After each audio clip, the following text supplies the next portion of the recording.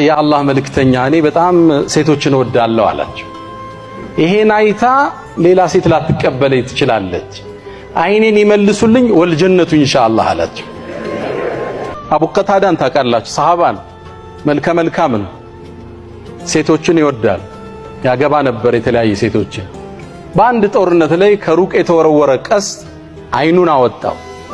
አይኑ ተንጠለጠለ በጅማቱ በስቡ። ሰሃቦቹ መጡና የአባ ቀታዳ አይንህን አጣ፣ አይንህ ወደ ጀነት ቀደመ፣ አብሽር ሶብር አድርግ አሉት። ከዛስ እንቆረጥልህ አሉት። ተውኝ ወደ ነብዩ ሰዱኛል ሰለላሁ ዐለይሂ ወሰለም። የጦሩ ጀነራል ማን ናቸው? ነብዩ አለይሂ ሰላቱ ወሰላም። ቤት ቁጭ ብለው የሚያዘምቱ አልነበሩም። የኛ ነብይ አወል ሶፍ ናቸው። ወደ ነብዩ ቀረበ አቡ ቀታዳ። የአላህ መልእክተኛ አይኔ አላቸው። ታዲያ አይንህ ምን? አይኔን መላ ፈልጉለት አላቸው። ወይ አሉት። ሁለት ምርጫ ሰጡት። ከፈለክ ታገስና ጀነት አለ አሉት። ታገስ አይንህ እንደፈሰሰ፣ አሊያም ልመልስልህ አሉት። እንዴት ነው ምርጫው?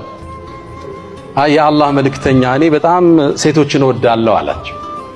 ይሄን አይታ ሌላ ሴት ላትቀበለኝ ትችላለች፣ አይኔን ይመልሱልኝ ወልጀነቱ ኢንሻአላህ አላቸው። የጀነት ነገር እንግዲህ ጀሊሉ ያካል አላቸው። ምንድነው የምትጠብቀው እዚህ ላይ? ነብዩ አለይሂ ሰላት ራዊ ምን ይላል? ፈضحك ፈገግ አለ የአላህ መልእክተኛ። ሰሃባ እኮ ነው፣ ጦርነት ሜዳ ላይ ነው ያለው፣ አይኑን እስኪያጣ ተሰውቷል። ሰዋዊነቱን ግን ተረዱት የአላህ መልእክተኛ።